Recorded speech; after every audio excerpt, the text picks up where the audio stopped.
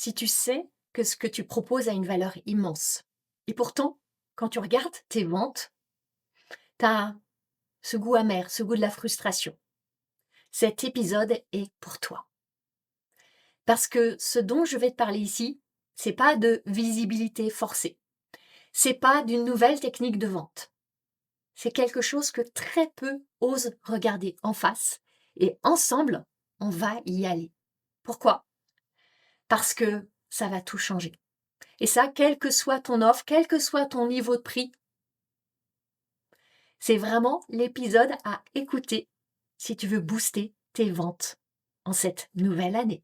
Entreprendre hors des normes est le podcast dédié aux femmes entrepreneurs qui désirent faire la différence par leur différence.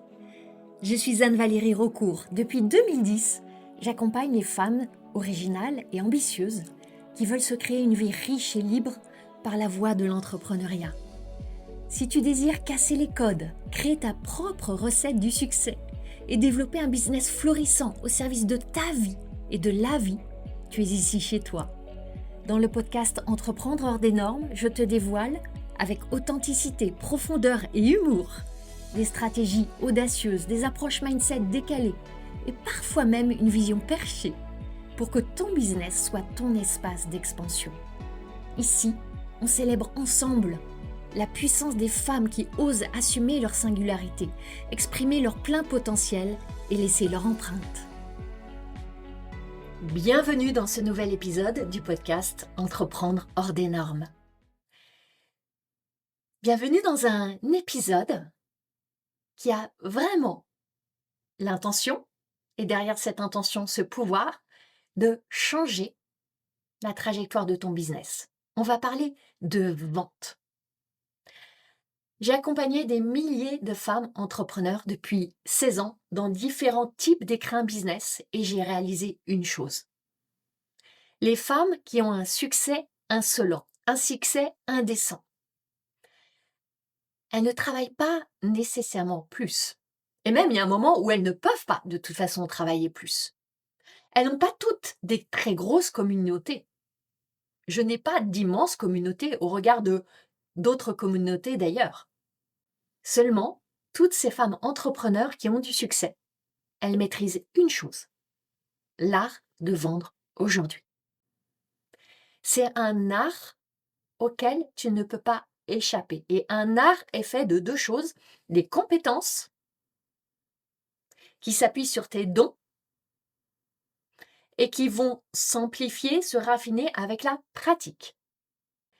C'est bien pour ça que tu peux consacrer énormément de temps à t'exposer sur les réseaux sociaux, à sortir dans des networking. On va dire que tu es très inspirante, mais il n'y a pas de vente. Tu peux suivre tous les conseils sur le marketing, la vente, faire des posts bien comme il faut, et tu vas avoir des résultats irréguliers. Tu peux adopter des tactiques comme baisser tes prix, rajouter plein de choses à ton offre. Puis tu vas réaliser que les clients n'achètent pas davantage si tu n'apprends pas à vendre. Alors, c'est le thème de ce podcast, de cet épisode. Et il y a une autre expérience à laquelle je veux t'inviter. Une expérience où on va être ensemble, où on va être en live, où je vais positionner la vente dans tout ton écosystème. Cet événement, c'est la masterclass phénoménale qui a lieu le mardi 20 janvier à 10h. C'est une édition unique de cette toute nouvelle masterclass. Je t'invite vraiment, si ce n'est pas déjà fait, à réserver ta place. Elle est offerte et à venir le 20 janvier. Parce que toutes les femmes qui participent à mes masterclass se disent toujours « Waouh, j'ai eu raison d'être en live, il y a une énergie, il y a une magie vraiment particulière. » Réserve ta place via le lien que tu peux trouver dans les notes du podcast, sur mes réseaux sociaux, sur mon site web. Tu peux me le demander en message privé ou par mail. Je serai ravie de te le donner parce que cette masterclass, comme son nom l'indique, va être phénoménale. Pourquoi est-ce que je m'engage tant pour le succès des femmes? Parce qu'il y a une réalité qui est dramatique. La très grande majorité des jeunes entreprises périclitent au bout de quelques années. Et parmi celles-ci, ce sont en majorité des entreprises dirigées par des femmes qui font faillite, ou des femmes qui décident d'arrêter même avant la faillite. Les entreprises qui périclitent, qui font faillite, pourquoi? Le plus souvent, c'est parce qu'elles n'ont pas assez de trésorerie. Pourquoi est-ce qu'elles n'ont pas assez de trésorerie? Parce qu'elles n'ont pas assez de profit. Et quand tu remontes la chaîne, il n'y a pas eu assez de ventes. Elles n'ont pas assez vendu. L'argent, c'est l'oxygène de ton business. Sans oxygène, tout organisme finit par s'éteindre. J'aime vraiment voir nos business comme des entités vivantes qui ont besoin de cet oxygène. Et c'est ta responsabilité de lui offrir cet oxygène qu'est l'argent. Et pour recevoir de l'argent, il y a à vendre. C'est aussi simple que ça. Un business peut être passionnant, porteur de sens, aligné, cohérent, tout ce que tu veux. S'il n'y a pas de vente, il va s'asphyxier, il va mourir. Oui, je sais, c'est un peu dur, la tonalité par laquelle je commence cet épisode, mais c'est important de voir cette réalité. C'est jamais le manque de talent qui pêche. C'est presque toujours un manque de vente et allié avec des questions autour de la marge et des profits. Bon, tu le sais, vendre, c'est le nerf de la guerre. Et il y a un art. Tu connais le livre L'art de la guerre? Pour maîtriser ce nerf de la guerre, tu as à maîtriser l'art. C'est pas une guerre, bien entendu. Je suis en train juste de jouer avec ces expressions. Parce que justement, tu veux amener de la paix dans ton business. Eh bien, la vente, c'est ce qui va amener de la paix dans ton business. Alors, dans cet épisode, je ne vais pas te parler de tactique de vente à proprement parler, quoique ce dont je vais te parler, c'est peut-être finalement la tactique ultime pour vendre davantage et en particulier en 2026. Parce que avant de te plonger dans des tactiques, des stratégies, des tunnels, lever les objections, avoir le bon script, le bon pitch, tout ça, il y a quelque chose de beaucoup plus déterminant. C'est ta posture. C'est cette posture intérieure d'abord. Une posture avec laquelle tu entres en relation quand tu vends. Avant de développer davantage, je veux vraiment positionner cet épisode comme la suite du précédent. Ce précédent épisode, évidemment, je t'invite à aller l'écouter juste après, si tu ne l'as pas encore écouté, où je te parlais d'une différence majeure. La différence entre celles qui réussissent et celles qui ne réussissent pas. Celles qui réussissent jouent pour gagner. Celles qui ne réussissent pas jouent pour perdre. Et je développe vraiment ce concept dans l'épisode précédent. Quand tu joues pour ne pas perdre, tu plombes littéralement ton business. Et dans cet épisode, il y a un aspect de cette confrontation, jouer pour gagner ou jouer pour ne pas perdre, il y a un aspect que j'ai volontairement laissé de côté. C'est l'implication sur la vente. Comment agir pour ne pas perdre versus agir pour gagner interfère avec ta capacité à vendre. La vente, c'est un espace où cette différence d'attitude et de posture va se voir directement. Va se voir sans se voir. C'est des choses qui se jouent dans l'invisible, mais qui se matérialisent très concrètement. Tu vas le voir. C'est là que tout se cristallise et qu'une vente va se faire ou se perdre. Et à force de vouloir jouer pour ne pas perdre dans la vente, tu vas perdre les ventes. Pourquoi? Vendre, c'est amener une personne à prendre une décision. Celle d'acheter. C'est aussi simple que ça. Et là, on parle de quoi? On parle d'une relation entre deux personnes. C'est une relation particulière. Une relation où il y a des enjeux.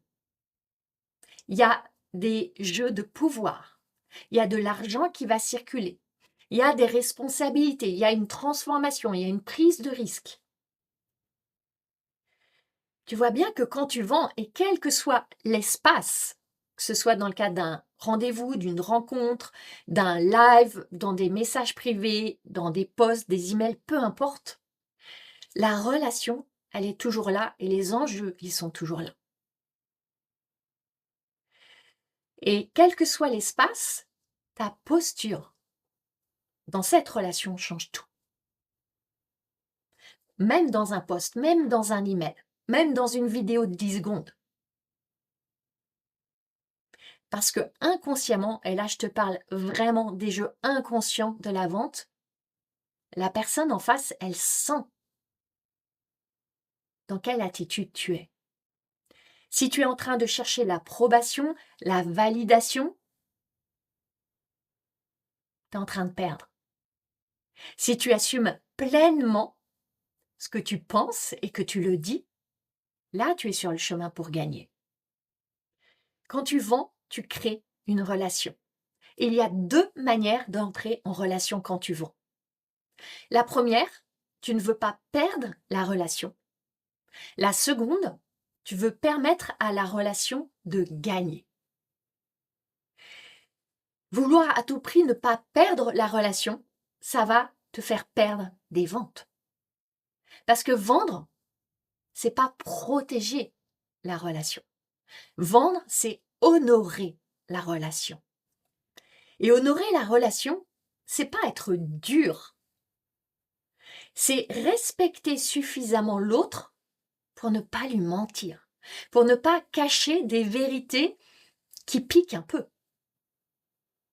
Tant que tu ne veux pas perdre, tu vas tout faire pour être en protection de la relation. Quand tu commences vraiment à être consciente de ce à quoi ça ressemble de vouloir gagner, tu vas honorer la relation en osant dire la vérité. Et oui, ça nécessite souvent d'oser. Je vais illustrer par quelques comportements dans lesquels tu vas peut-être te reconnaître, qui se jouent quand tu ne veux pas perdre la relation.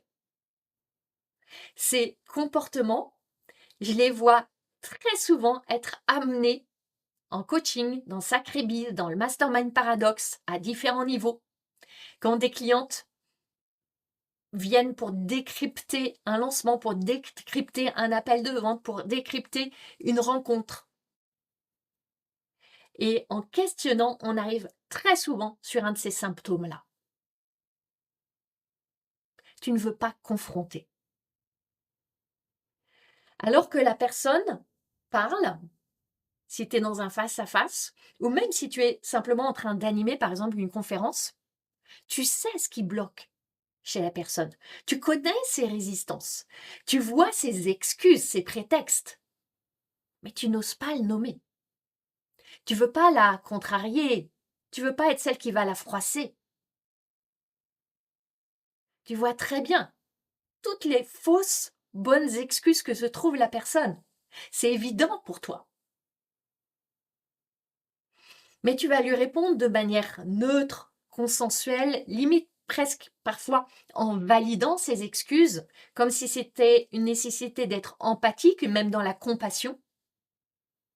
Alors que ce qui se passe, ce que tu penses vraiment, c'est plus si tu continues comme ça, rien va vraiment changer dans ta vie. Je te vois là avec tes gros sabots et tes excuses. Tu es de celles qui vont jamais se transformer. Continue comme ça, tu vas pas aller bien loin. Et tu as même intérieurement une espèce presque de colère. Mais tu la retiens.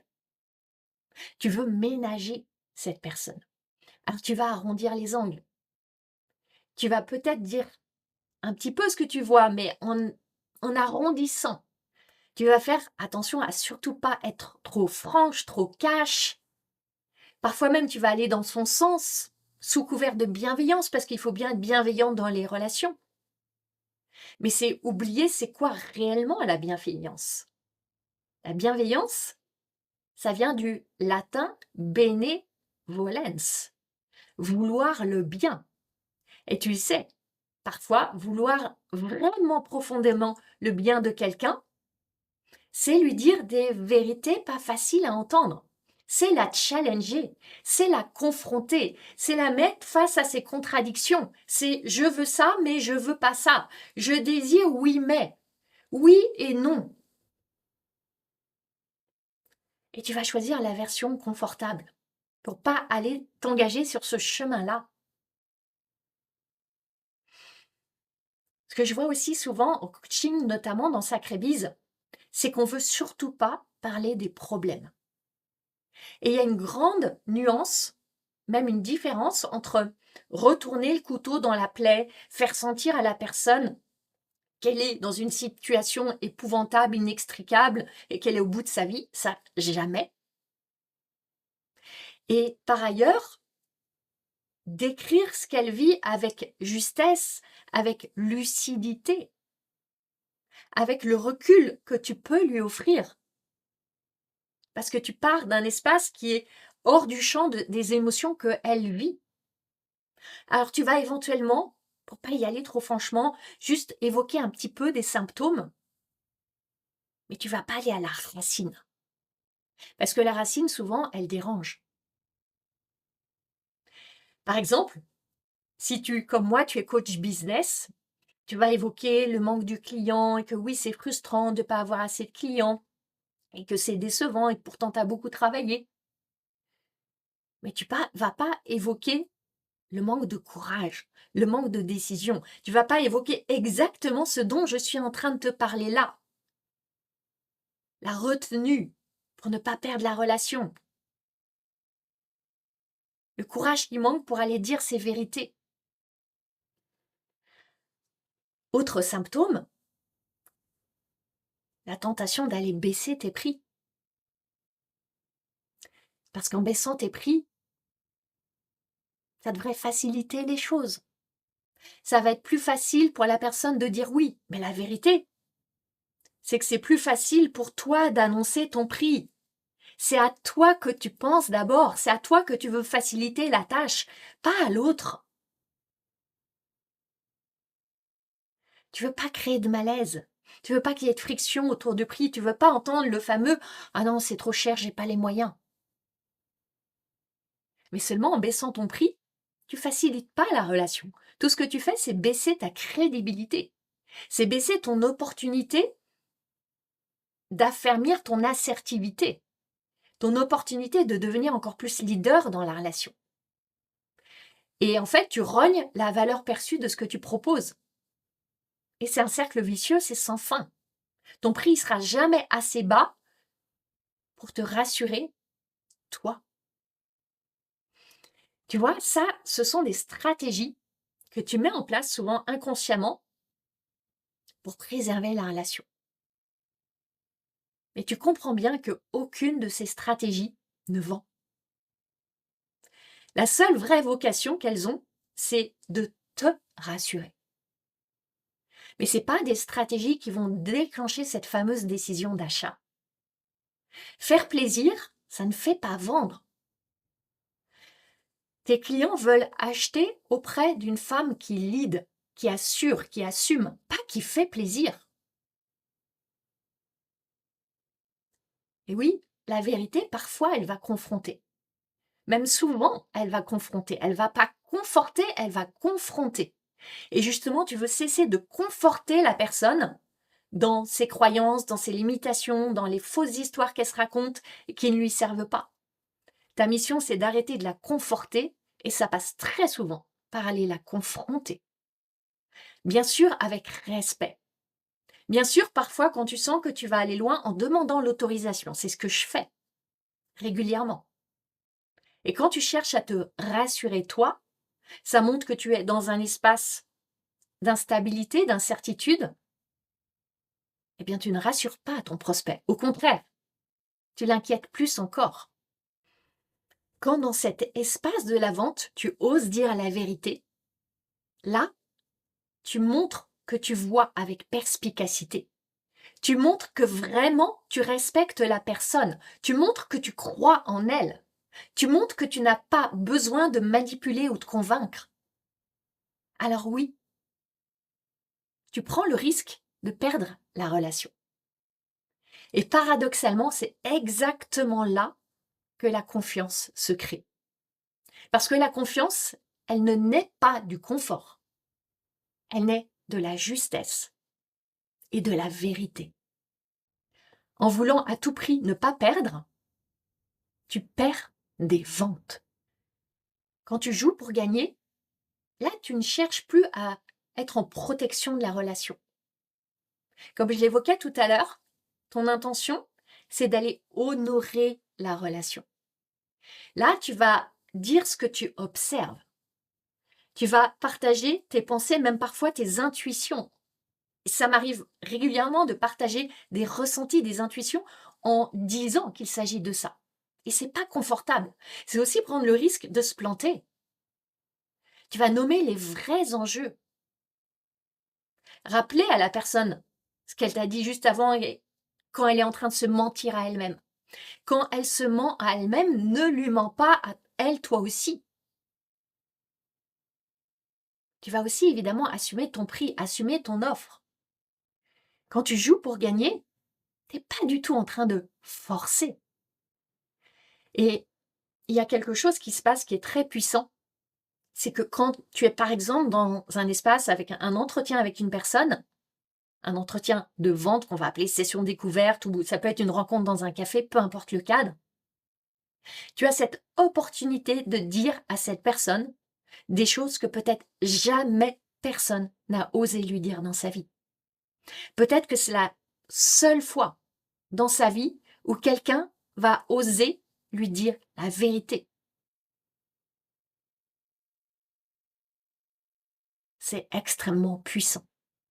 C'est une opportunité extraordinaire et tu ne pourras jouer avec cette opportunité que si tu es prête à perdre cette relation, éventuellement, et c'est une possibilité, si la personne est trop chahutée par ce que tu lui dis.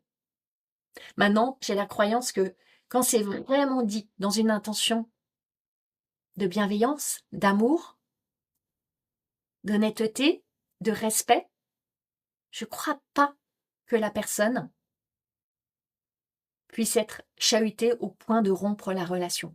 Je crois au contraire que c'est extrêmement fertile pour la relation. J'ai entendu parfois en coaching des clientes me dire « mais si vraiment je dis ça, si je réponds comme ça, si je lève l'objection comme ça, je vais perdre la personne. » C'est tout le contraire. C'est en ne disant pas ça que tu perds la personne dans le sens où tu perds l'authenticité de la relation. Et assurément, tu vas perdre la vente. Quand tu te censures, quand tu te retiens, tu te limites dans ton expression, c'est ton chiffre d'affaires, in fine aussi, que tu retiens et que tu censures et que tu limites. Je le vois semaine après semaine, année après année, à quel point la vente, c'est l'épine dorsale du business. Je ne connais pas un business qui prospère, qui a une croissance phénoménale, c'est mon adjectif du moment, ou même une croissance minimale, sans maîtriser la vente. Et pourtant, c'est un sujet épineux chez une très grande majorité des entrepreneurs. C'est la raison pour laquelle, là, au moment où j'enregistre cet épisode, je suis en train de discuter avec une grande experte de la vente pour qu'elle vienne au sein de Paradoxe animer des sessions dédiées. J'ai envie d'ajouter cette compétence d'excellence dans le Mastermind Paradoxe. J'enseigne beaucoup la vente à mes clientes et j'ai un très bon niveau de compétence pour ça. Mais je considère qu'il y a des personnes dont c'est le métier exclusif et qui sont bien meilleures que moi. Et apprendre à vendre, c'est multifactoriel. Il y a bien sûr des compétences, il y a des stratégies, il y a des tactiques, mais il y a aussi une question de posture, il y a une question d'énergie, il y a des croyances. Ça touche à tout. Et il suffit pas de dire: «Aime ton offre, affine ta posture, sois dans ton leadership, nettoie tes croyances». C'est tellement plus profond que ça et c'est vraiment le point pivot du business. Il suffit pas d'être dans le flow, il suffit pas de bien connecter à son prospect. C'est multidimensionnel.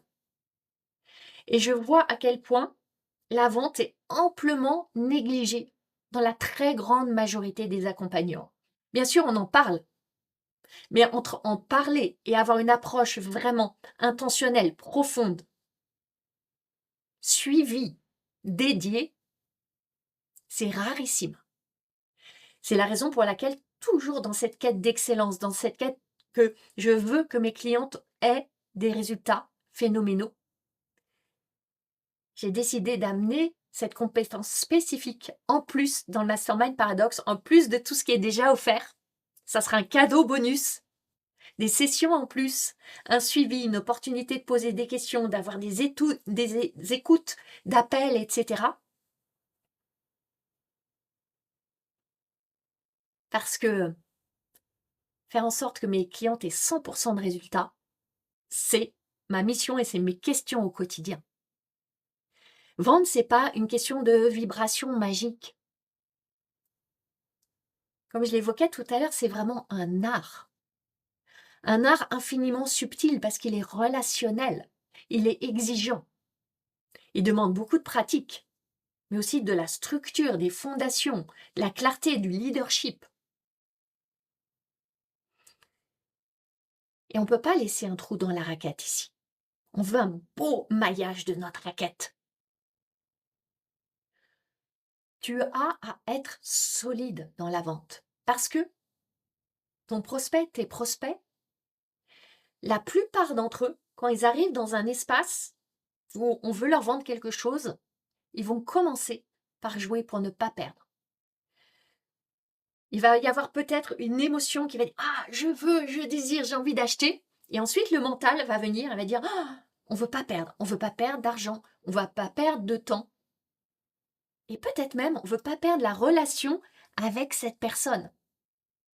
C'est la raison pour laquelle, assez souvent, un prospect qui, par exemple, a eu un appel avec toi, il a semblé très intéressé, la relation s'est bien passée, tu te dis que le courant est passé, tu as réussi vraiment à amener de la clarté sur l'offre, tu l'as embarqué, et il te dit « Je vais réfléchir, je reviens vers toi demain, je prends ma décision, mais je le sens vraiment, j'ai envie. » Puis le lendemain, personne. Le surlendemain, personne. T'envoies un mail, un SMS, t'essaies d'appeler, plus personne. Pourquoi? Très souvent, le prospect n'a pas voulu perdre la relation.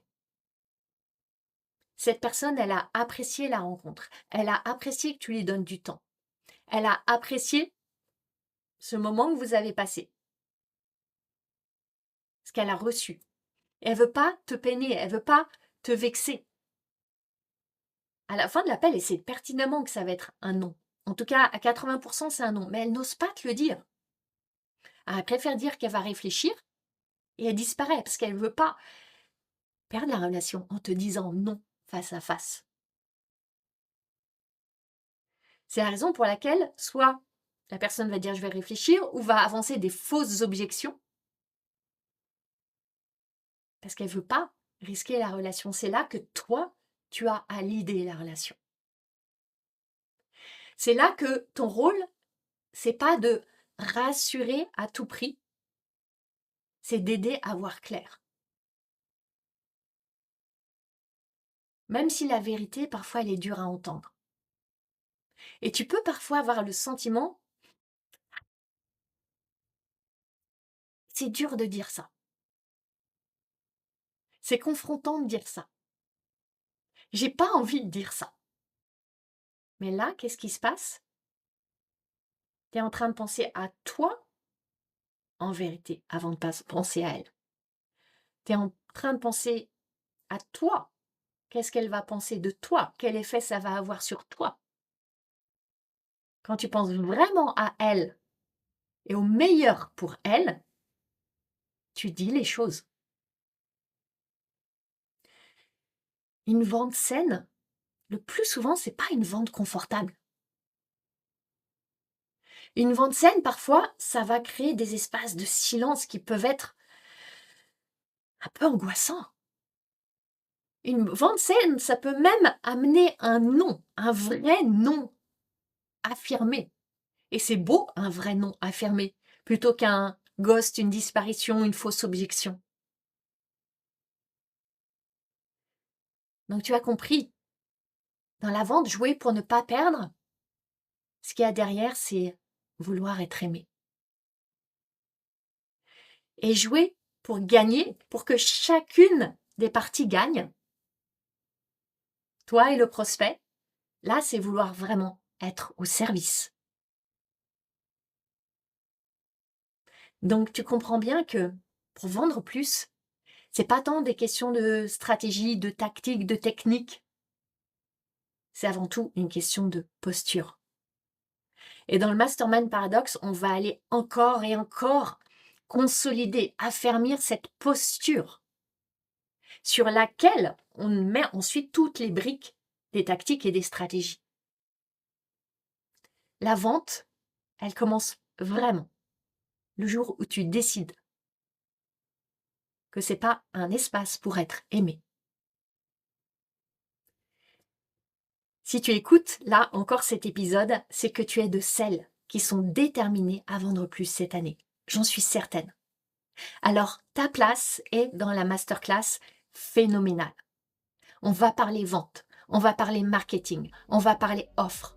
Tu vas repartir avec tous tes fondamentaux raffermis pour élever ton succès phénoménal cette année. Je te rappelle, elle a lieu le mardi 20 janvier à 10h en live. Ta place est offerte et tu as seulement à la réserver pour recevoir ton lien, pour rentrer dans la salle Zoom et évidemment à venir en live. Parce que l'expérience du live, tout ensemble, elle est phénoménale.